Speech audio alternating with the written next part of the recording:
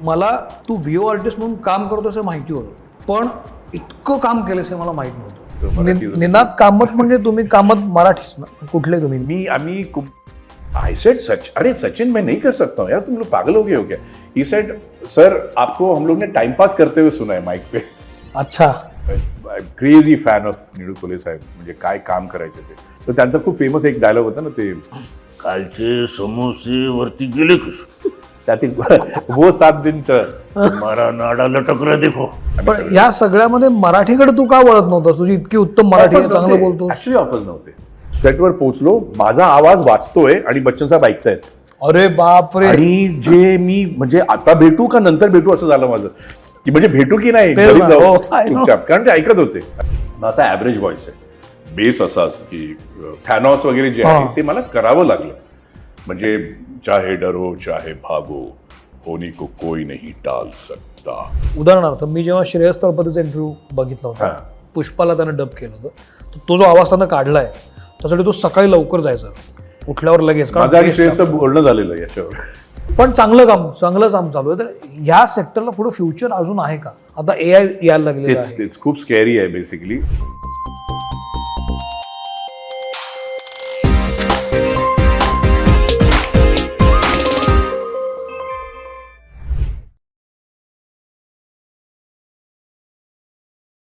नमस्कार, मी सौमित्र पोटे, मित्र म्हणेमध्ये तुम्हा सगळ्यांचं स्वागत. आज आपल्यासोबत आहे अभिनेता व्हिओ आर्टिस्ट निनाद कामत. मी तुझं मनपूर्वक स्वागत करतो निनाद. निनादचा चेहरा तुम्ही पाहिला नाही असं होऊच शकत नाही. अनेक हिंदी सिनेमांमध्ये त्यांना कामं केलेली आहेत, TV सिरियल्समध्ये कामं केली आहेत, पण त्याही पलीकडे महत्त्वाची गोष्ट, तो आत्ता आघाडीचा व्हिओ आर्टिस्ट आहे, व्हॉइस ओव्हर आर्टिस्ट. त्याची ही जे काही कारनामे आहेत ते आपल्याला येतीलच बोलण्यामध्ये. मराठीतला त्याचा पहिलाच पॉडकास्ट आहे, त्यामुळे इट्स व्हेरी एक्सक्लुसिव्ह.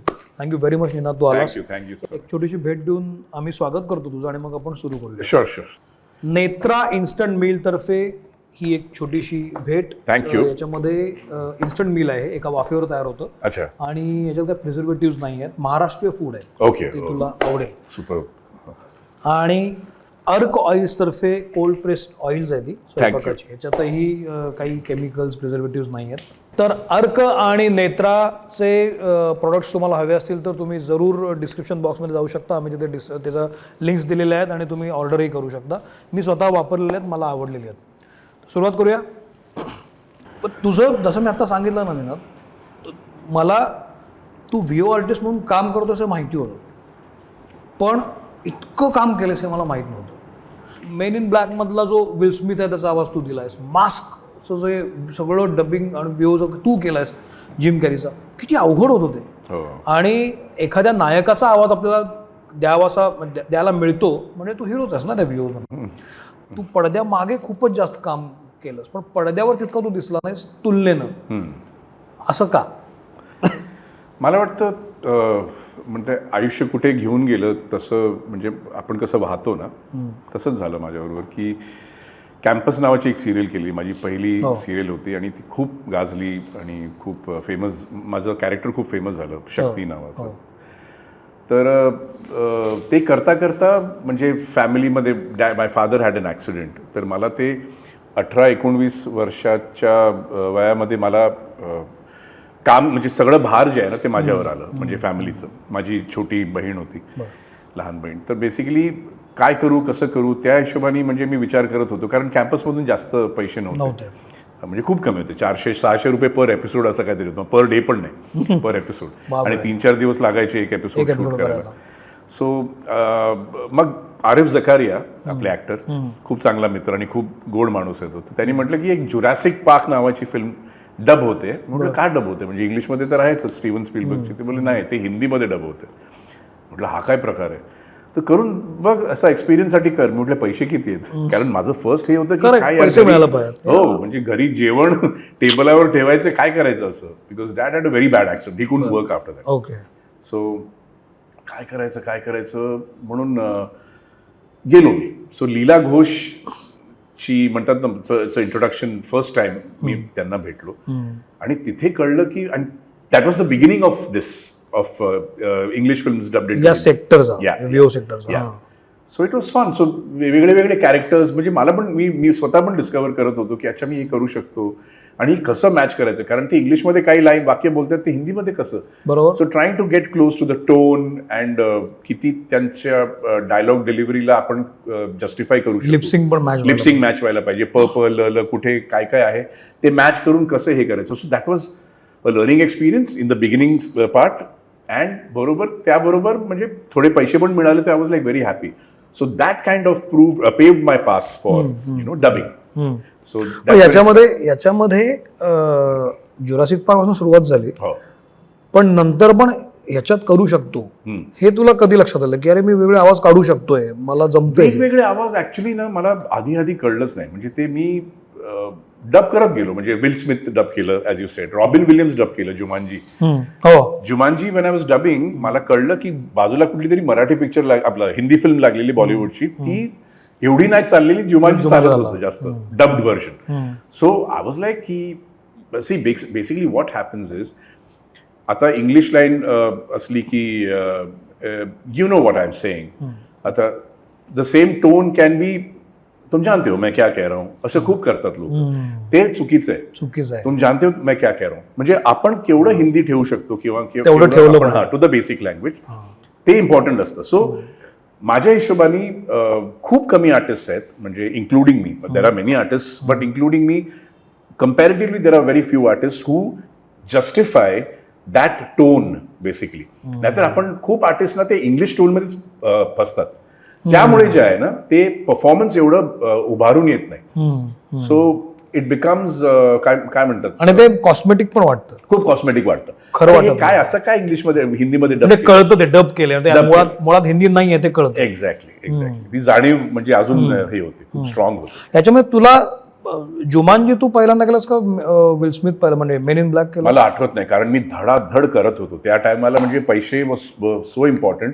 तर लीलाजीच्या तिकडे मी ऑलमोस्ट इन हाऊस आर्टिस्ट झालेलो. कुठलेही हिरो आला की निनादला बोलवा. डेनिस क्वेड केलं ड्रॅगन हार्टमध्ये, रश आवरमध्ये जॅकी चॅन केला. तर हे कंटिन्युअस मी करत होतो. Ads happened much later. That was my opening to the ad industry.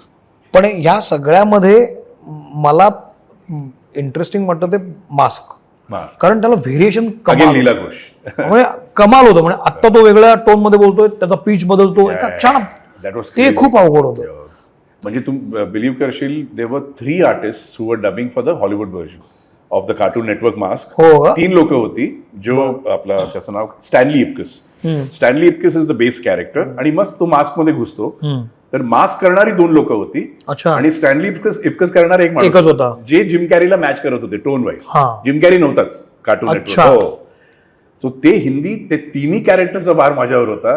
And I had to match all the, because they would एका लाईन मध्ये तो 3 आवाज बदलायचा एका लाईन मध्ये बोलता बोलता. So that was very very very difficult. म्हणजे 5 तास लागायचे मला. कसं मला समजून सांगशील का, एका लाईन मध्ये 3 आवाज कसा बदलायचा? म्हणजे you know, I'm trying to tell you that you have this, असं काहीतरी करायचं. So in one line, because he's changing characters, he would speak in 3 different tones. So that आणि 3 वाक्य 3 लाईन मध्ये असायची. 3 व्हेरिएशन. वाक्य नाही, एका वाक्यामध्ये 3 आवाज बदलायचा. या सगळ्यामध्ये एकीकडे तुझी ऍक्टिंग पण चालू होती. हो, तेव्हा मला आठवतं मास्क जेव्हा, सॉरी मी कट केलं, बोल ना. गुदगुदी नावाची सिरियल मी आणि मनोज पावा करत होते. इट वॉज त्या टायमाला मास्कची डिलिव्हरी होती. सो मी गुदगुदी शूट करायचो from 10 o'clock in the morning till 10 o'clock in the night. त्यानंतर मी 4 तास डब करायचो mask.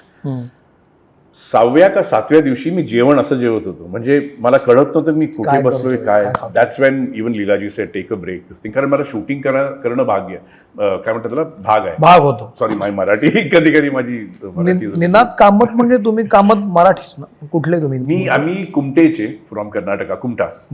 Okay. My family is from there, but माझा जन्म साताऱ्याचा आणि पुण्यात. साताऱ्याला कसं काय, कोण होतं तेव्हा साताऱ्याला कसं? My dad was a medical representative. तो आम्ही, I think he was in Satara.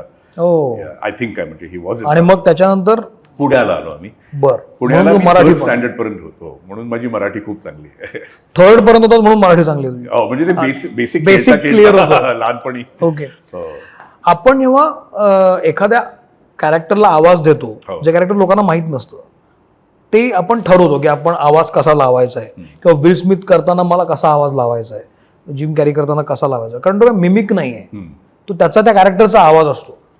पण नंतर तू मिमिकमध्ये पण आलास, म्हणजे तू त्यांच्यासारखा आवाज काढायला लागलास माणसांसारखा. ऍक्च्युली इंग्लिश फिल्म्समध्ये एवढं नाही, म्हणजे I wouldn't match them as per se. म्हणजे मी जेवढं त्या कॅरेक्टर्स किंवा त्या हिरोचा जो बेसिक एक स्ट्रक्चर आहे ते मॅच करायचो. Correct. My challenges started when I started dubbing ad films. Correct. कारण ॲडमध्ये कसं असायचं की आम्ही स्टुडिओमध्ये जायचो, समोर स्क्रिप्ट यायची अचानक आणि ते वाचून आम्हाला, आणि ॲड्सवर करोडो रुपये खर्च होत आहेत एका ब्रँडवर. सो ते कसं करायचं, काय करायचं, काय आवाजाने ऑडियन्सला कन्व्हिन्स करायचं किंवा त्यांना सांगायचं या ब्रँडबद्दल, याचे क्वालिटीज काय आहेत वगैरे वगैरे, तर ते कसं करायचं, that use to be more of a challenge. इकडे कसं we had a parameter to follow. म्हणजे रॉबिन विलियम्स सारखं ऍक्टर, ते खूप कठीण होतं to match his performance. But yeah I mean ads opened up the thing for me. पण इकडे स्कूलिंग चांगली झालेली माझी, फाउंडेशन झालं. हो, फाउंडेशन. ही शाळा होती वेअर लिपसिंग करायचं, कसं मॅच करायचं, केवढ्या टाइममध्ये बसवायचं, टोन कसा असला पाहिजे, हे शिकून हळूहळू मग ॲड्समध्ये इट वॉज मच इझियर. पहिली कुठली ॲड आली तुला? तेच मी सांगणार होतो. My first ad was Raju Hirani's Priya pickles म्हणून. प्रिया माझ्या बायकोचं नाव आहे.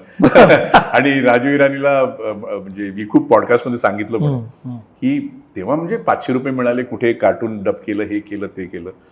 तर लोकांनी मला सांगितलेलं की ॲड्स आहे, पैसे खूप आहेत वगैरे. तर मी काय म्हणजे घाबरून, कधी काय बोलणं झालं नाही पैशांचं वगैरे, मी गेलो तिकडे डब करायला आणि कळलं की 3 ॲड्स आहेत. एक प्रिया पिकल्स काय मिरची, एक काहीतरी दुसरं कच्चा आम का असं, आणि काहीतरी लिंबू. सो डब करून बाहेर आलो. And Raju Hirani said, and Raju Hirani, I'm talking to Raju Hirani, who was not Raju Hirani, he was just a Canvas Productions नावाची कंपनी आहे, त्याचा मालक, त्याचा डिरेक्टर प्रोड्युसर. हा नाही ना, कितना अच्छा हो गया, कितना. तर मी हिम्मत करून मी म्हटलं 1,500 तर मिळालंच पाहिजे यार, असं म्हणून मी म्हटलं 500, 1,500. मी 4,500 म्हटलं. तुला जनरली 555. मी म्हटलं 1,500 ना, तर 500 रुपये 700 रुपये ते या डबिंगसाठी मिळतं, तर ऍडसाठी 4,500 तर मिळाले पाहिजे फॉर 3. असं म्हणून मी 4.5 बोललो. He said 4.5 multiplied by 3. Sorry, that was अच्छा. And I lost it. I was like shucks, एवढे पैसे आहेत. अँड दॅट 4.5 मी फिक्स केला. म्हणजे दॅट रेट आय फिक्स की काही एक व्हॉइस ओव्हर असला की मी 4,500 असं म्हणून. राजू हिरानी आज पण मला चिडवतो की तू लुटलं मला वगैरे, आजपर्यंत बोलतात ते. So it was like that. So that's how. पण जे प्रिया पिकलची ऍड केलीस त्याला काही असं मिमिक नव्हतं ना? काय नाही, नॉर्मल व्हॉइस ओव्हर होतं त्याला, फक्त कॅची आवाज. हो, पण तुला खरं सांगू, ॲड्समध्ये ना, म्हणजे माझ्या आजूबाजूला मी जेव्हा हे डब करायचो, I use to hear so good voice, so many good voices, खूप भारी, कैसे हो निनाद वगैरे, अशी आवाज. पण त्यांना कधी ॲड जमले नाहीत. हो. ॲड्समध्ये काय असतं ना, how you are trying to use your voice to convince the audience of a brand is very very very very important. So ते जे आहे ना, ते इंटनेशन्स कसे, हालचाल कशी असली पाहिजे आवाजात, आणि हालचाल म्हणतात ना, सॉरी, हावभाव कसे असतात वगैरे. सो दॅट इज, ते खूप कमी लोकांना माझ्या आजूबाजूला जमलं. That's why I get ad voices were different and these dubbing voices were different. Not that they were less talented, but to convince the audience and to deal with the client agency, it was a completely different ball game. या add agency मध्ये गेल्यानंतर, म्हणजे add world मध्ये गेल्यानंतर पुन्हा नवीनच सगळं विश्व तुला ओपन झालं असेल. अर्थात आता ते बोलणं तसं सोपं आहे, पण जेव्हा फक्त आपण डब व्हिओ करत असतो तो वेगळा असतो, आणि कुणासारखा तरी आवाज जेव्हा काढायला येतो ते चॅलेंज खूपच जास्त असतं. हो, ते वेगळं होतं. ते चॅलेंजेस आहे ना, कारण ते जर फसलं तर ते जोकर होतो त्याचा, म्हणजे विनोदच होतो खूप मोठा, की हे नाही होत आहे. करेक्ट. आणि you are right, because there are many mimicry artist मी पाहिलेत जे जमत नाही त्याला सुद्धा हो म्हणतात.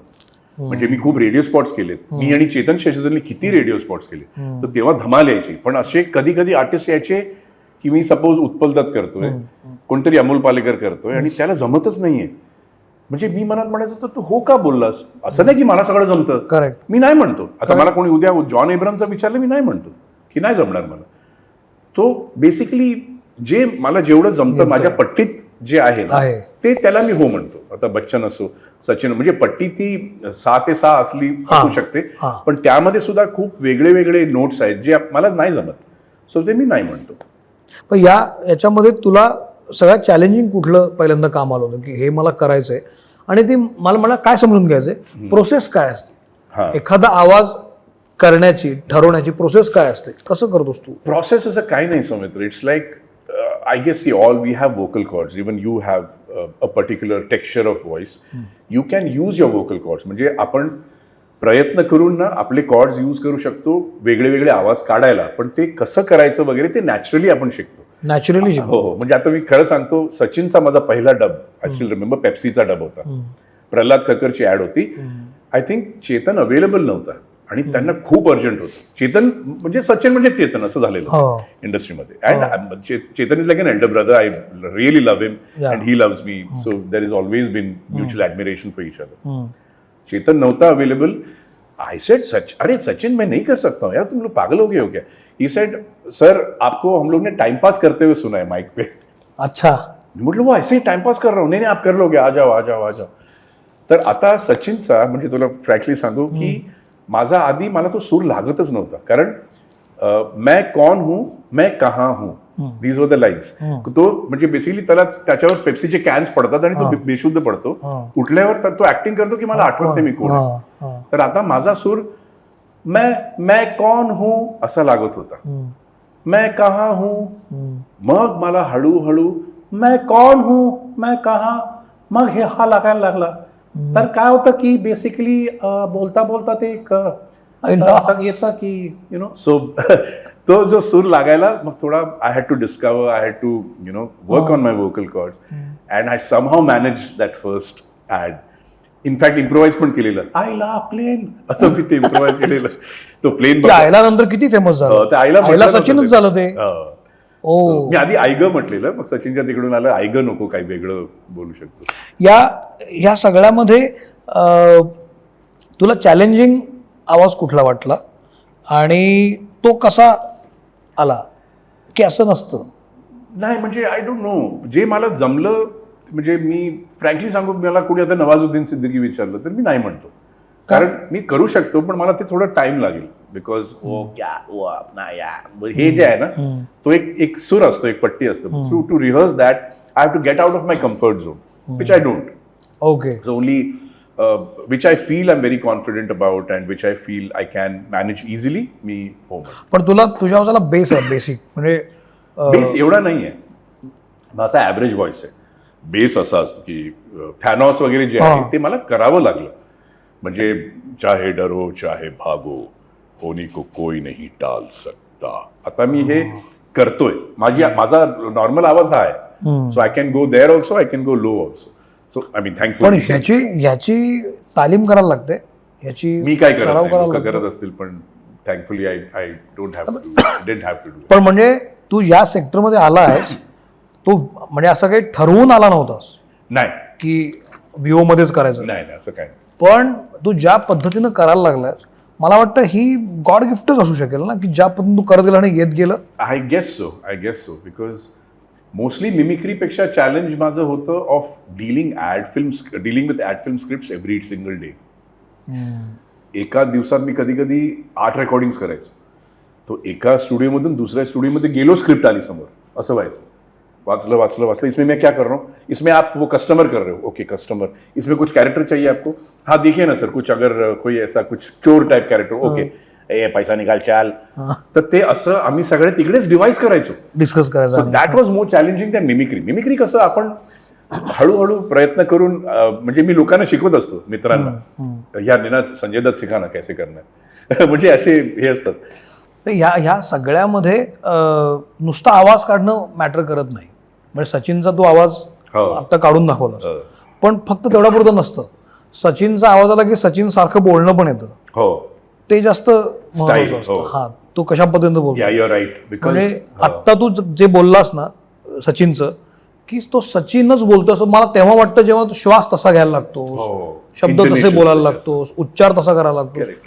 ह्याचं तुमचं निरीक्षण कसं असतं? हो, तेच ऑब्झर्वेशनच असतं बेसिकली. की आणि ॲज यू करेक्टली सेड, लोक स्टाईल खूप कॉपी करतात आवाजापेक्षा. मी प्रयत्न करतो आवाज आणि स्टाईल दोन्ही आले पाहिजे. म्हणजे एखादं 1-2-3 वाक्य ठरव, म्हणजे मला ते सांगायचंय की तू कसं करत असशील, की तेच वाक्य बच्चन साहेब कसं बोलू शकतात, सचिन कसं बोलेल, किंवा आणि 2-3 कॅरेक्टर्स हा म्हणजे I guess, त्यांचा उच्चार आणि त्यांचं डिक्शन हे तिथं मॅटर करतं. आज मुझे यहाँ आके बहुत खुशी हुई. तो basically how each character will intonate it in their own way. Like आज मुझे यहाँ आके बहुत खुशी हुई. आज मुझे यहाँ आके बहुत खुशी हुई. अरे सौमित्र, मुझे यहाँ आके बहुत खुशी हुई. तर हे त्यांचे वेगळे वेगळे एका बच्चन साहेबांचं हे झालं. करेक्ट. नाव आज मुझे यहाँ आके बहुत खुशी हुई. आज मुझे यहाँ आके बहुत खुशी हुई. सो त्यांच्या त्याचा मूड काय आहे? हो, त्यांच्या उसका मूड मूड क्या के है? हिसाब से भी बहुत कुछ होता Oh. है. एंड आता संजय दत्त लोक काय करतात की ते अरे भैया मैं क्या बोल रहा हूँ, तसं नाहीये संजय असं दत्त. नाहीये. आज मुझे यहाँ आके बहुत खुशी हुई. म्हणजे मी मित्रांना जेव्हा शिकवतो तसं सांगतो की गळा कोणतरी दाबतंय तुझा, असा विचार कर. सो इट बिकम्स लाइक दिस. तो क्या होता है कि अगर मैं बोलने जाऊं तो अभी ऐसा करने से वैसा होता है. हां. ते तसं असतं. So you have to observe not only the style but also the voice and merge both of them. या सगळ्यामध्ये त्या आर्टिस्ट आपण जे मिमिक करतोय त्याची मॉकरी होऊ नये, म्हणजे त्याचं एक्झॅक्टली चेष्टा जी लोक करतात, जी लोक खूप जास्त करायला जातात. खूप करतात. म्हणजे दादा मुनींची करायला जातात हो. आणि म्हणजे जोक क्रिएट करायला Correct. ते त्या कॅरेक्टरचं हसू करतात त्या Exactly. आर्टिस्टचं. See mimicry is about hamming. Mimicry I understand that. म्हणजे आता कसं असतं की you have to play to the gallery. Mimicry म्हणजे मी नॉर्मल नाही करू शकत. म्हणजे मी मिमिक्री नाही करत, मी प्रयत्न करतो नॉर्मल करायचं. Correct. That's why I can dub for ad films. आता मी मैं सचिन बोल रहा हूँ असं ते हॅमिंग करायला जाऊ ना, that's what majority people do. There are very few artists who will actually try and normalize the voice to his wavelength, to his vocal, wavelength. Oh. So म्हणजे लोक करू शकतात पण ते नाही करत. That is the issue. तो अभि देखो बेटा असं केलं की अशोक कुमार. सो ते बेसिकली हॅमिंग तसं करतात. So they will not try a normal tone की सौमित्र तुम्हारे पॉडकास्ट पे आके मुझे बहुत खुशी हुई. तर ते हे नॉर्मल टोन झालं. देखो बेटा हमला हे लाऊड आहे. लाऊड करायला बघतात. लाऊड आहे. Exact. So that's how. Generally आपण जेव्हा मी काही लोकांना मिमिक करताना पाहतो, त्यांच्या जेव्हा क्लिप्स बघतो मी, किंवा तुझेही मी जेव्हा बघतो, तेव्हा मला तू त्यांच्यासारखं दिसायला लागतोस. ओके. म्हणजे असं वाटतं की हा त्यांच्यासारखं दिसायला लागला आता हळू. किंवा असे काही आर्टिस्ट पण आहेत की मिमिक करताना जावेद अख्तर करताना जावेद अख्तर सारखेच दिसायला लागतात. हो. ओठांची ठेवण तशाच पद्धतीने होते. करेक्ट. पण ते चेहरा तसा करावा लागतो थोडा. करावं लागतो. हो तर करावं लागतं. म्हणजे जावेद अख्तर साहब करते थोड़ा सा ये तो हा, करना ही तो पडेगा. लाजमी आहे. ये बहुत ही लाजमी है.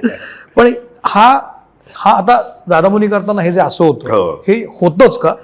होतच. म्हणजे आता मी असं हात धरून देखो बेटा म्हणजे ते, आणि मी समोरच्याला कन्व्हिन्स पण नाही करू शकणार ना जास्त. मी असं केलं तर अजून कन्व्हिन्स करू शकणार. So that also plays a big part. या हे सगळं करत असताना ऍक्टिंग मागं का पडत गेली? माहीत नाही. See I guess as I said की जी ती घाई लागलेली ना, की घाईपेक्षा घरी पैसे पाहिजेत, त्यामुळे जे डबिंग वाढायला लागलं आणि मग त्याच्या हिशोबाने इकडे जास्त पैसे ॲड्सचे आणि इकडे रोल्स मिळत आहेत, चांगले रोल्स मिळत आहेत, पण पैसे म्हणजे फार कमी. तरी मी ऍक्च्युली बॅलन्स केलं. मी खूप मध्ये पायलट पण शूट केले जे कधी एअरवर आले नाही. Very good pilots that they वर पायलट एपिसोड्स जे होते. सो ऍक्टिंग जे मिळालं ते मी करत गेलो बेसिकली. नंतर मग थोडं जाड व्हायला लागलो. काय म्हणतात त्याला, I let myself go a little. So that kind of also ruin my career. I mean I confess बर की हो. त्यामुळे मग एवढं व्हॉइसिंग तर इकडे मग इनफॅक्ट बॉलीवुड में अफवाह पण झालेली कि निनाद को अभी एक्टिंग में इंटरेस्ट नहीं है, वो तो अभी एड में वो बहुत अच्छा कर रहा है, तो अभी इधर आने का कोई उसको इंटरेस्ट नहीं है. सो असं मला लोकांनी सांगितलं. म्हणजे अहंकार नावाची मी सिरियल केलेली आहे. स्वप्ना वाघमारे जोशी, स्वप्ना वाघमारे ते हे होते म्हणजे आपले, she was the director for that. तिने मला सांगितलेलं की तुला भेटण्याआधी मला किती लोकांनी सांगितलेलं की यार निनाद तो अरे खूप हवा भरली आहे, तो ऍड्स करतो. म्हटलं शी सेड थँक गॉड. तरी मी म्हटलं चल तुला भेटून तर घेते म्हणून तुला बोलवलं आणि एकदम वेगळं वाटतंय. आणि आय डिड अहंकार, विक्रम गोखले, रीमाताई. पण या सगळ्यामध्ये मराठीकडे तू का वळत नव्हतास? तुझी इतकी उत्तम मराठी आहे, चांगलं बोलतो. ऍक्च्युली ऑफर्स नव्हते. म्हणजे ते एकदा मला वाटतं मराठी इंडस्ट्री तेव्हा वेगळी पण होती, जास्त नंतर दूरदर्शन होतं, हो. बाकी कुठलंही रिजनल फार सिनेमा सुद्धा फार नव्हता. फार नव्हता. म्हणजे होते आणि ते क्लासिक म्हणजे वंडरफुल ब्युटिफुल फिल्म्स होते. पण तेव्हा मला वाटतं लक्ष्मीकांत बेर्डे, अशोक सराफ सर ते सगळे होतेच. सो त्यांचा एवढं ते त्यामध्ये कुठे मला फिट करणं मला वाटतं तू लोकांना. ज्या पद्धतीनं व्हिओ आर्टिस्ट म्हणून काम करत होतास किंवा ज्या पद्धतीनं ज्या लेवलवर तुझं काम चालू होतं त्याचा फायदा ऍक्टर म्हणून होत होता तुला? ॲडव्हर्टायझिंग आय रिअलाइज की खूप वेगळं विश्व आहे आणि बॉलिवूड सिरियल्स फिल्म्स खूप वेगळं विश्व आहे. सो ते बॅलन्स करणंच एक खूप मोठा म्हणतात ना एक टास्क आहे. सो मला पण ते तसंच वाटलं आणि ती माझी पण चूक आहे की लोकांना पण माझ्यात ते कदाचित चांगलं काम केल्यानंतर सुद्धा ते तेवढं टॅलेंट दिसलं नाही लोकांना कास्ट करायला in bigger films in bigger Rolls.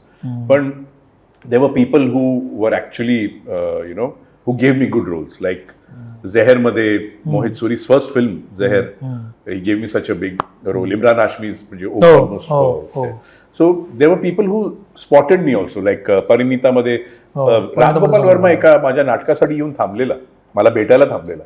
मी स्टेजवर 7 रोल केलेले. कुठलं नाटक? इट वॉज कॉल्ड ये दिल मांगे मोर. दिनियार कॉन्ट्रॅक्टर, मी परितोष पेंटर वगैरे आम्ही सगळे होतो. आणि रामगोपाल वर्मा थांबलेला मला भेटायला. So it was one of the biggest high moments in my life, high points in my life. सो तू ज्या पद्धतीनं काम केलंस, मला हे असं की हाय पॉइंट्स तुला कुठले कुठले वाटले तुझ्या व्हिओ करिअरमध्ये, की मला हा महत्वाचा पॉईंट वाटतो की हे मला काम मिळणं, हे काम करणं, की ह्या ऍक्टरचा आवाजासाठी माझी निवड होणं, हे हाय पॉइंट्स होते, असं काही सांगता येईल? High points I think actually Saumitra मी कधी असं पाहिलंच नाही रे. म्हणजे I was so busy working की every single day was a high point. Every single day when I was growing as an artist was a high point.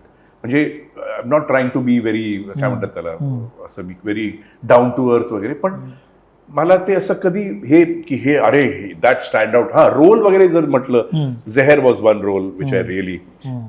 पण त्यानंतर पण जे लहान रोल्स केले ना, आय डिड माय बेस्ट. पण त्यात रिकग्नाइज झालंच ना ते, तू असं दुर्लक्ष झालं नाही. पण ते ना असं नाही झालं की म्हणजे अरे वो फिल्म में आपने क्या किया, ये लो बडा रोल, अब आप हीरो का रोल करो, असं कधी नाही झालं. म्हणजे लोकांकडून फीडबॅक यायचा की यार you should be doing bigger roles. Director मला येऊन सांगायचे. म्हणजे मी एवढा पुराणा चावल म्हणतात ना, ते मी एवढा पुराणा बासमती चावल आहे. इम्तियाज अलीचं पहिलं फिक्शन वॉज विथ मी, इम्तिहान. इम्तिहानमध्ये वी वर लाईक मी, मनोज बाजपेयी, आशुतोष राणा पण होता नंतर I think. Okay. Imtiaz allies first fiction was this thing. I know Anurag Basu, I know अनुभव सिन्हा, आय नो आपले Anurag Kashyap from the golden days. पण असं काय ट्रान्सलेट नाही झालं. खूप काय केवढं काम केलं वगैरे. सो ते खंत म्हणतात ना की कुठे ना कुठेतरी एक चुरचूर आहे की ॲडव्हर्टायझिंगमध्ये खूप म्हणजे पैसा, नाव वगैरे सगळं मिळालं शिवाय त्याच्या आशीर्वादामुळे. पण इकडे ॲज अन आर्टिस्ट मला ते लोकांनी कसं जज केलं, मी आजपर्यंत I am not understanding that. ह्या सगळ्या अनुभवामध्ये आपण वेगवेगळे आवाज काढत असतो. काही आपल्यामुळे काही त्या कॅरेक्टर्सना ओळख मिळते. जसं की उद्या विल स्मिथचा हिंदीतला आवाज करायचा असेल तर पहिल्यांदा तुलाच बोलवलं जाईल, कारण तू काढला होतास, तो खूप हिट झाला होता. जसं पुष्पामध्ये जे डब त्यानं केलं श्रेयसला, त्याच्या पुढच्या याला पुन्हा श्रेयसलाच बोलवलं गेलं. किंवा बाहुबलीमध्ये हे डबिंग आहे.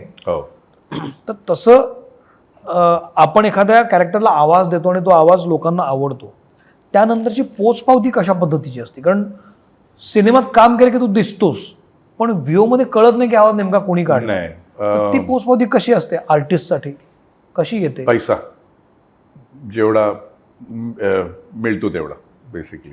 It's got nothing to do. कारण आत्ता जाऊन सोशल मीडिया आलंय जिथे मी सांगू शकतो की मी या कॅरेक्टरसाठी डब केलंय. आधी काय म्हणजे आधी काहीच नाही.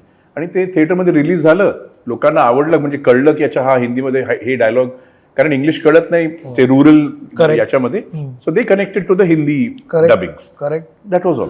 पण मग when it's come to credit, credit काय नाही, तेव्हा काय नव्हतं. आता मी आता सांगितलं की जुमानजी मी रॉबिन विलियम्स मी असं नाही तर मला नव्हतं माहित, हो तेच एक्झॅक्ट. मलाही माहित नव्हतं. तर ॲज अन आर्टिस्ट ही खंत वाटते का की रेकग्निशन मिळत नसतं? ते मला वाटतं आज लोकांना वाईट वाटेल जर क्रेडिट नाही मिळालं तर, कारण त्या काळी ते काही नव्हतंच ना, सोशल मीडिया नव्हतं. सो इट वॉज लाईक जे पैसे मिळाले गपचूप घ्या, आपलं काम करा आणि घरी जा. आपण जेव्हा एखाद्या आर्टिस्टचा आवाज करतो, एखादा परफॉर्मिंग आर्टिस्ट म्हणजे अमिताभ बच्चन साहेब, सचिन तेंडुलकर साहेब, तर त्यांचा आवाज काढताना प्रेशर जास्त असतं, कारण तो करेक्ट यायला लागतो, नाहीतर त्यांच्या नावानं जात असतो ना तो, कारण ते दिसत असतात. हो, तर त्या असा काय अनुभव आहे का की बच्चन साहेबांचा आवाज काढला आणि त्यांना आवडलाय किंवा त्यांनी पोचपावती दिली की यार तुम्ही अच्छा किया, किंवा जेव्हा तुम्ही भेटला असाल तेव्हा काय गिव्ह अँड टेक त्याच्यामध्ये झालं होतं का, की त्यांनी काय सजेशन दिल्या होत्या का? असं काय एक्सपिरियन्स बच्चन साहेबांसोबतचा? एक तर बच्चन साहेबांबरोबर मी काम केलंय. विरुद्ध नावाची महेश मांजरेकरची एक फिल्म होती, त्यामध्ये केली. मग एक मारुती सुझुकीची ऍड होती, जे आमचं पहिलं एकत्र काम करण्याची संधी मिळाली.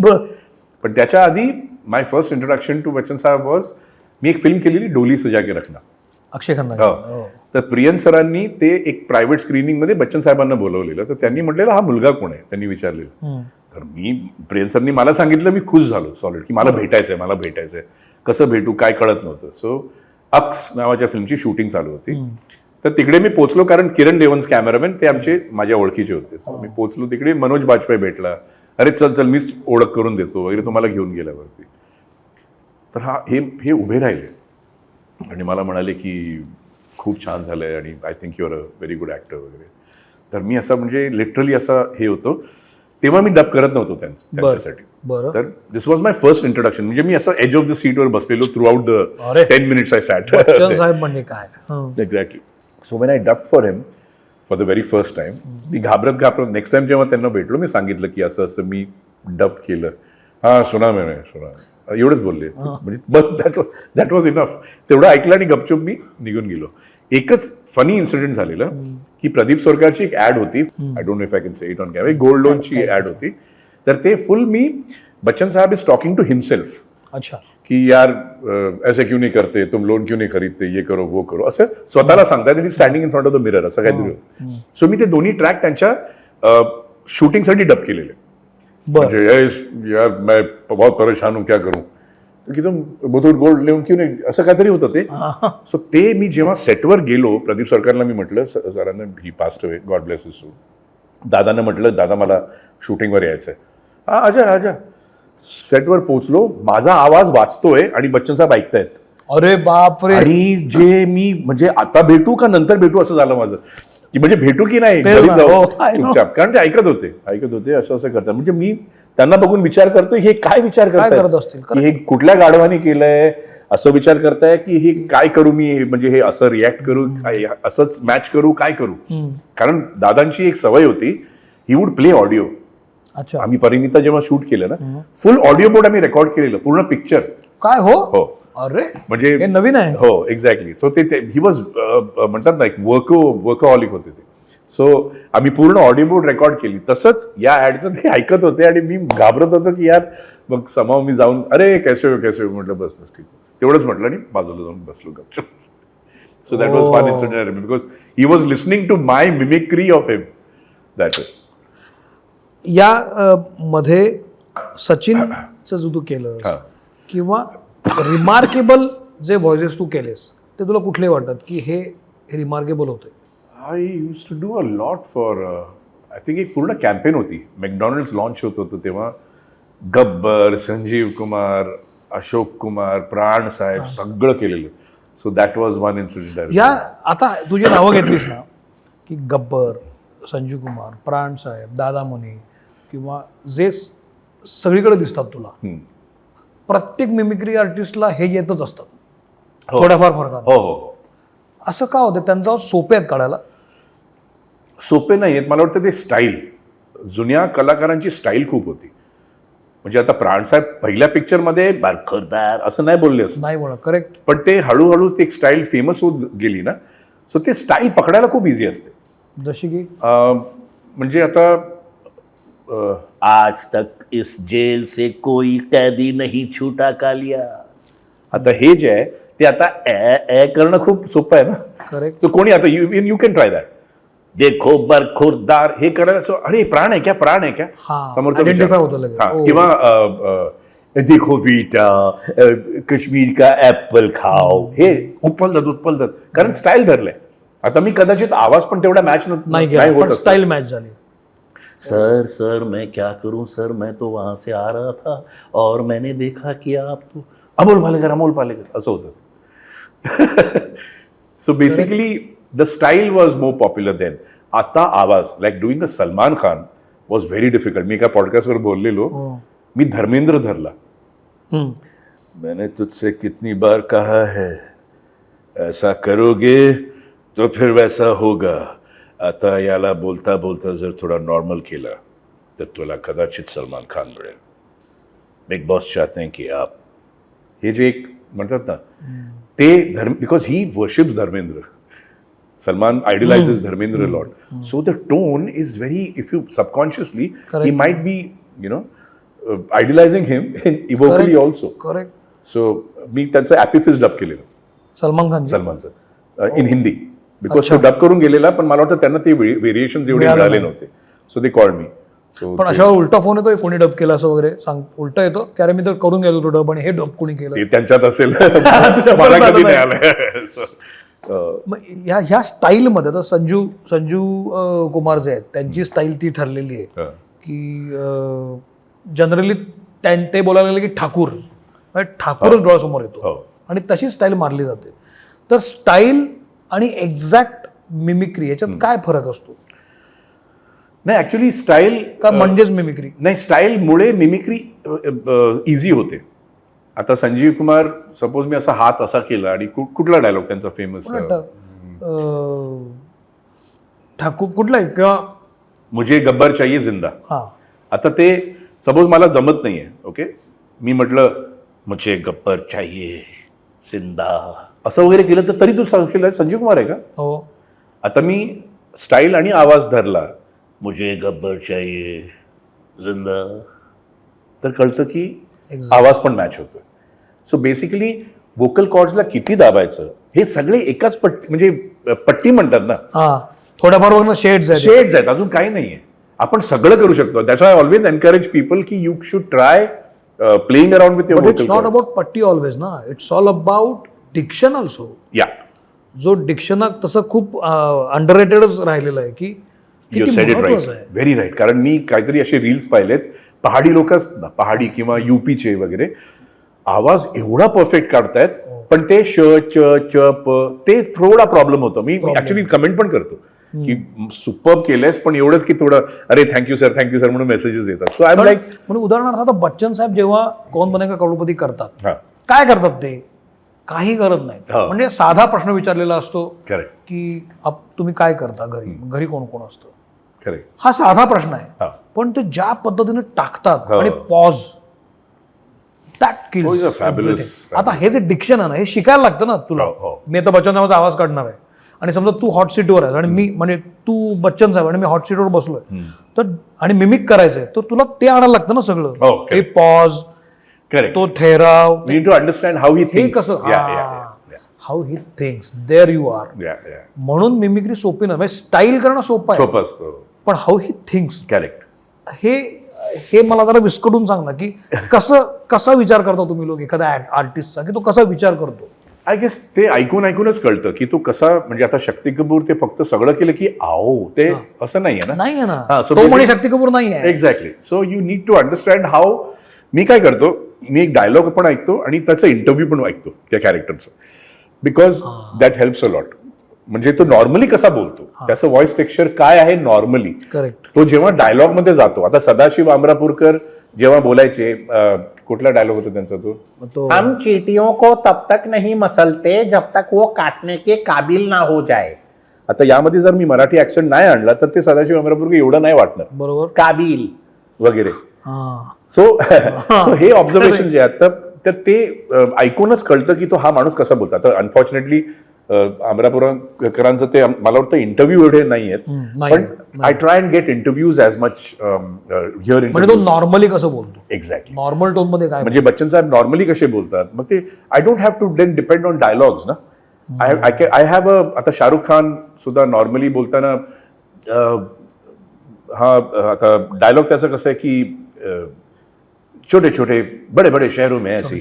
आता हे जे आहे, आता मी याला हळूहळू थोडासा नेझल आणि हस्की करायचा प्रयत्न करतोय की डॉन को पकडणं मुश्किल ही नाही, नामुमकिन है.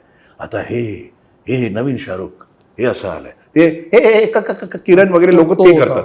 तो डरवाला. So when I did Shahrukh, I'm not very comfortable. To tell you very frankly, I'm not very comfortable doing a Shahrukh Khan because आवाजावर खूप ना ते करावं लागतं. Correct. So that kind of taxes the voice a little bit.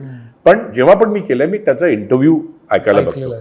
जसं तू म्हणालास की शाहरुखचं करताना मी comfortable नाही आहे, तसे असे कुठले आर्टिस्ट आहेत ज्यांचा खूप व्हेरिएशन दिसलं तुला एकाच लाईफमध्ये, म्हणजे पट्टी वाईज, की जसं तू सांगितलं राईटली की डरचा शाहरुख कम्प्लीट वेगळा होता, नंतरचा शाहरुख चकदेचा वेगळाच शाहरुख आहे, आत्ताचा शाहरुख वेगळाच आहे, असं आणखी कुठले, का सर्वांच्या बाबतीत असं होतं की प्रत्येक वेळेला आवाज बदलत जातो, टेक्स्चर बदलत जातो? नाही, with age the voice changes. Like Sachin when he was 18 or 19. Boost is the secret of my energy. आता असा झालाय की थोडासा अजून ब्रॉड झालाय, पण तेव्हा असा होता. सो सगळे तेच कॉपी करतात basically. That is the thing. And even Bachchan साहब, मेरे पास आओ मेरे दोस्तों, एक किस्सा सुनो, कई साल पहले की ये बात है, हे असे होते ना.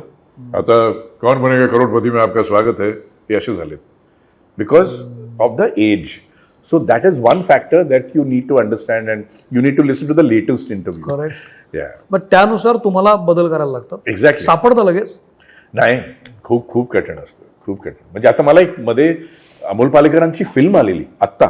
बरं. हो, कारण ते अवेलेबल नव्हते का काहीतरी आउटडोर होते शूटवर, तर मी त्यांना व्हॉइस सॅम्पल्स वगैरे पाठवले. I think he only dub later on. अच्छा. पण ते मी ऐकलं, मी उडालो, म्हटलं हे कोण आहे असं झालेलं. बिकॉज अमोल पालेकरांचा आवाज कसा होता आता.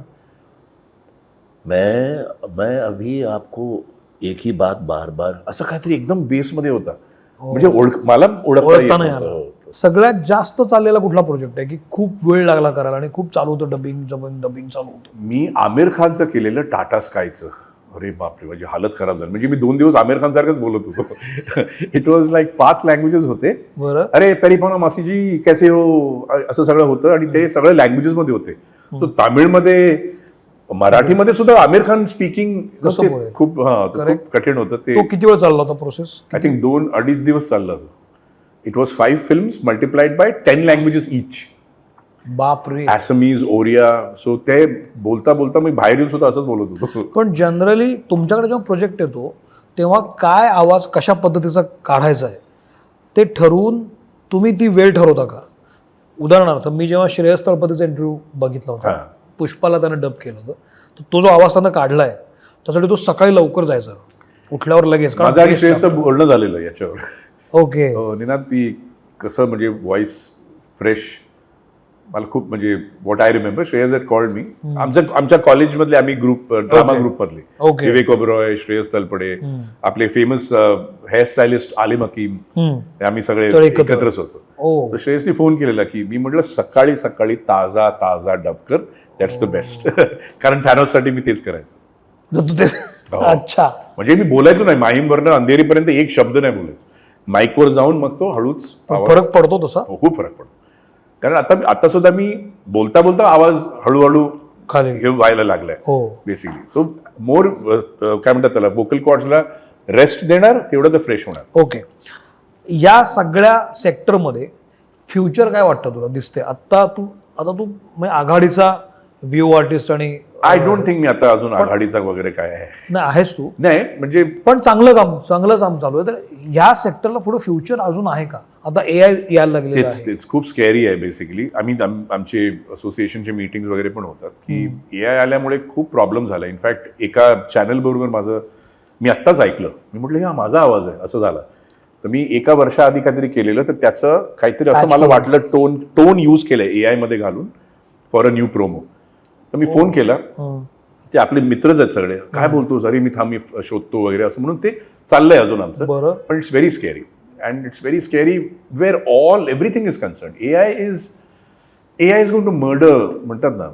arts and creativity is what that's my personal opinion. Of course. You should use it in a very smart way. Don't let it rule you and don't let it affect your morality. You know, morals तुमचे काय आहेत की आता सौमित्रच्या जागी मी जर AI एक model तयार केला किंवा याच्या आवाजाजागी मी एक मॉडेल कशासाठी आणि what are you doing? I mean just to save. Why are you not thinking की everybody has their own place? Correct. आणि सगळ्यांना मिळालं पाहिजे, पैसे असो किंवा नाव असो, एक ह्युमन टच असतो ना, and you are contributing something to something. पण मग तुम्ही हे सगळं तुमची जी असोसिएशन आहे त्याच्यावर तुम्ही डिस्कस करता का किंवा सगळं तुम्ही स्वतःला नियम अटी घालून काय आता चाललंय का की हे वापरावं हे नाही वापरावं? हो, म्हणजे कॉन्ट्रॅक्ट कसे साईन करायचे लोकांबरोबर की एक बिलवर लिहून घ्यायचं. एक जॉब करून गेलो मी तुझ्यासाठी तर त्या बिलवर लिहिलंय की my voice will not be use for AI. तर ॲटलीस्ट एक भीती असते की you are trying to give a warning की don't do this otherwise it will be legal. Okay. Because लोकांना काय वाटतं आला डब केला तर हा आमची प्रॉपर्टी. आपला प्रॉपर्टी. तू असं करून ठेवलेलं आहेस की तुझ्या आवाजाची तू हे नाही, IP केलायस? IP नाही, पण पर प्रोजेक्ट मी करतो.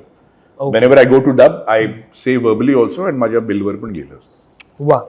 येत्या काळात आणखी काही छान प्रोजेक्ट दिसणार आहेत का? काय करतोयस का नवीन? मी आता हंसल मेहताची गांधी केली आहे आणि मला खूप आतुरतेने मी वाट बघतोय त्याची. I play a Parsi character. अरे वा. Who was Gandhiji's first friend and support in South Africa. बरं.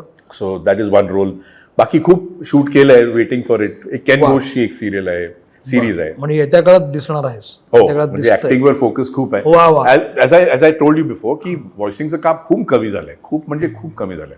अँड मला काही कंप्लेन्स नाही आहेत बिकॉज एक म्हणतात ना की you see young talent coming, पण कधी कधी टॅलेंट नसलेले सुद्धा पैशामुळे जेव्हा येतात ना तर सगळे जे आमची फ्रेटर्निटी आहे ते आम्हाला असं वाटतं की यार काय चाललंय, म्हणजे काही चालेल तुम्हाला आवाजात कोणी येऊन म्हणजे कोणी आऊ म्हणावं आणि शक्ती कपूर ठरवावं. हो एक्झॅक्टली, असं खूप चाललंय ते. म्हणजे इट्स लाईक हो बरोबर, आऊ म्हटलं की कोणी आऊ म्हणा शक्ती कपूर. ओके, आपण थांबूया.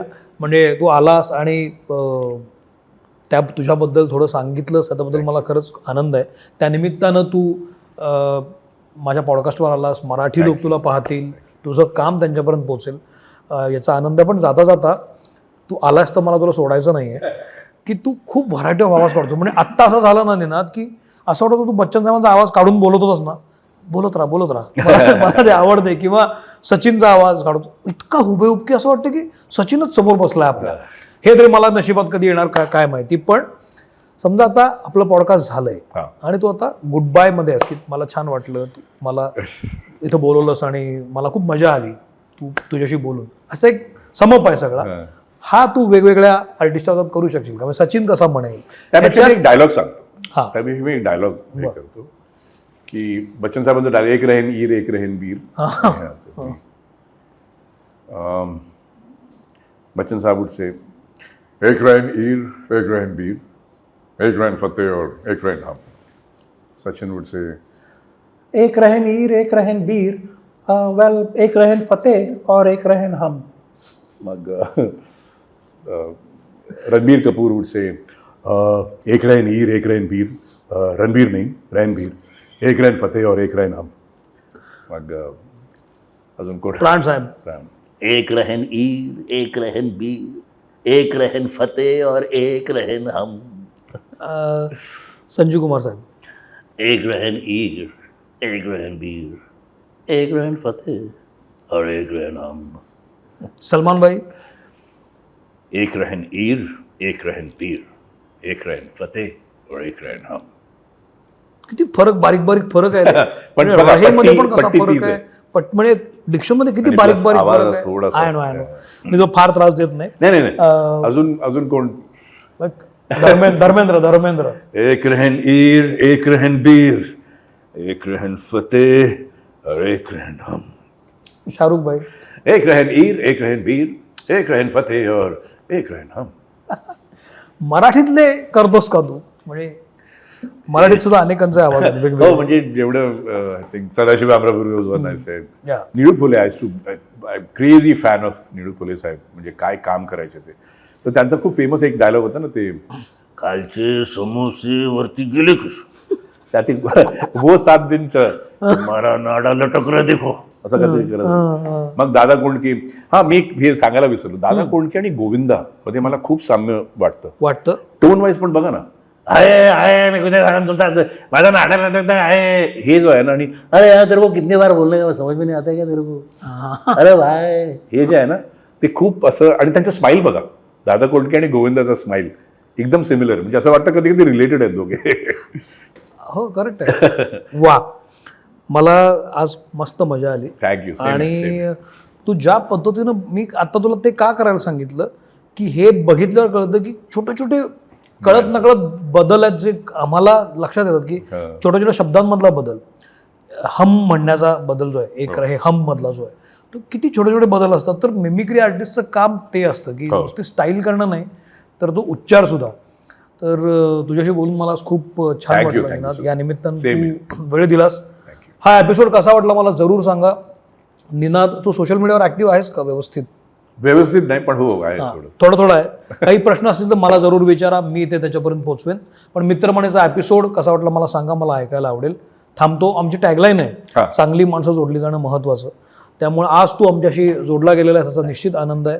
थांबतो, भले ते घडो. थँक्यू निनाद. ओम नमः शिवाय. थँक्यू.